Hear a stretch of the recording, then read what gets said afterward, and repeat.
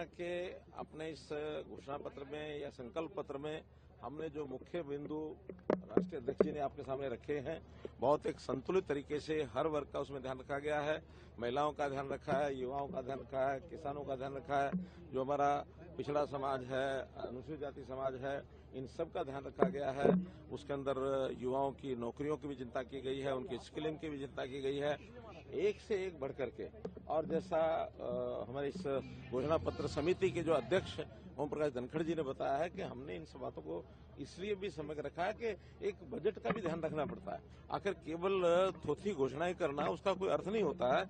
हम कौन सी चीज, आज भी बहुत से विषयों में हम देश में नंबर 1 पर हैं, आगे भी नंबर 1 पर रहेंगे, लेकिन इन सब चीजों को मेंटेन करने के लिए सबसे बड़ा विषय होता है अपना फाइनेंस, अपना रिसोर्सेज के बिना, क्योंकि कांग्रेस ने इतने पहले प्रदेशों में संदेश दिए, घोषणा पत्र किए, जो अपने रिसोर्स का ध्यान रखे बिना कर गए, और उसके बाद उनको बैक स्टेप करना पड़ा, उनको पीछे हटना पड़ा, चाहे वो हिमाचल में हटे, चाहे वो कर्नाटक में हटे, चाहे राजस्थान में और छत्तीसगढ़ में, चाहे उन्होंने जो घोषणाएं की थी उसको भी पूरा नहीं कर पाए, ना किसानों की घोषणाओं को ही कर पाए। हम वो चीज करते हैं जो हम कर सकते हैं। हरियाणा सहयोग से हमारी आर्थिक स्थिति आसपास के प्रदेशों से आज भी अच्छी है, आगे भी अच्छा रखना चाहते हैं। हमारा FRBM के हिसाब से जो हम देखते हैं, यानी 25% के आसपास हमारा जो उसका जो डेफिसिट रहता है FRBM में, जो GSDP का 25% के अंदर रहता है, जबकि पंजाब आज भी 48% लॉस तक पहुंच गया। उनके पास सैलरी देने के पैसे नहीं बचे हैं। जो उन्होंने घोषणाएं की थी कि हम इतना फ्री देंगे, ये करेंगे, आज एक करके वापस ले रहे हैं। क्यों ले रहे हैं?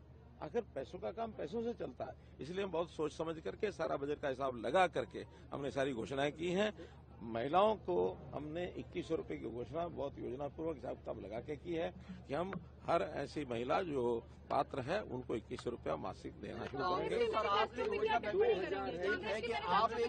मैं इतना ही करूंगा, कांग्रेस ने कोई हिसाब किताब नहीं लगाया, क्योंकि वो 10 साल राज से बाहर हैं, और राज से बाहर रहने के बाद वो जो जिसको कहना चाहिए बिना हिसाब किताब लगाए जो सब करते हैं। एक तरफ तो वो आरोप हमारे ऊपर लगाते हैं कि इतना कर्ज ले लिया है, और अगर इतना कर्ज ले लिया तो अगर अनाप शनाप तरीके से वो घोषणाएं करेंगे और एक 50,000 करोड़ रुपया हर साल का कर्जा अगर अपने जेब में लेके चलेंगे तो ये प्रदेश चल पाएगा? ये प्रदेश नहीं चल पाएगा।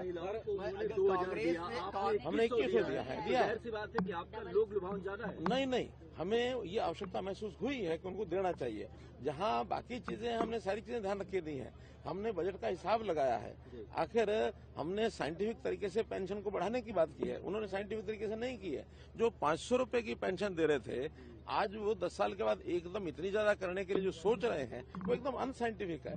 साइंटिफिक तरीके से पहले भी हम बढ़ाते रहे, अभी हम बढ़ाएंगे, ऐसा नहीं बढ़ाएंगे, लेकिन हर चीज का एक सिस्टम होता है। हमने गैस सिलेंडर को भी 500 रुपया सोच समझ के, वो तो आज घोषणा कर रहे हैं, हमने तो पहले से हिसाब लगा के कर दिया है कि हम इतना सब सरकार के नाते से ये चीजें अफोर्डेबिलिटी देखनी पड़ती है, अफोर्ड की जा सकती हैं।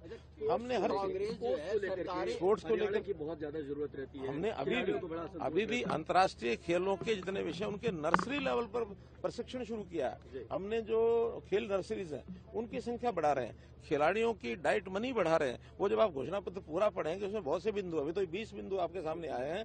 मैंने तो अभी बैठे बैठे उस घोषणा पत्र को सारे को देखा है, हमारी समिति ने तैयार किया, आज हमने देखा उसको, बहुत अच्छा घोषणा पत्र बनाया। डिटेल में जैसे आपके पास उपलब्ध हो जाएगा आप इसको पढ़िए, पढ़ने के बाद आपको पता लगेगा भी किस किस प्रकार की हमने सुविधा उसमें दी है हर वर्ग को। कांग्रेस भी 2 लाख सरकारी नौकरी दे रही है, आप भी 2 लाख सरकारी नौकरी। हम वो 2 लाख सरकारी नौकरियों को घोषणा कर रहे हैं कि हमको वोटों के हिसाब से मिलेंगी, जो जीतेगा उसको 2000 नौकरियां मिलेंगी। मतलब वो इसका मतलब है कि वो उन्हीं को बांटेंगे जो उनको वोट देंगे। अर्थात जो हमारा नारा है बिना पर्ची बिना खर्ची, हम सारे प्रदेश को एक जैसे हिसाब से देखते हैं, एक समान दृष्टिकोण रख करके सबका समान विकास करते हैं। मिशन मेरिट हमने चलाया हुआ। मिशन मेरिट का मतलब है कि हम नौकरियां बांटेंगे, ऐसा नहीं है।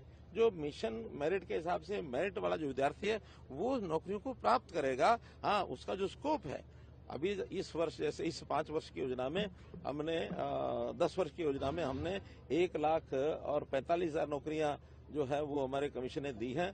25,000 नौकरियां जो उनके गैंग ने रोक के रखी हुई हैं वो तुरंत घोषणा होंगी, तो एक प्रकार उनको भी इसी उसका मान लेते हैं 1,70,000। लेकिन अब अगले 5 वर्ष में 2 लाख नौकरियों का जो हमने स्कोप बताया है वो सरकारी नौकरियां बिना पर्ची बिना खर्ची, और 5 लाख लोगों का रोजगार का अवसर, ये भी हम दिलाएंगे कि हर 10 शहरों में जो 50,000 के अवसर हमने कहे हैं, 5 लाख युवाओं को और उस प्रकार के रोजगार के अवसर जो है उनको मिलेंगे। आपके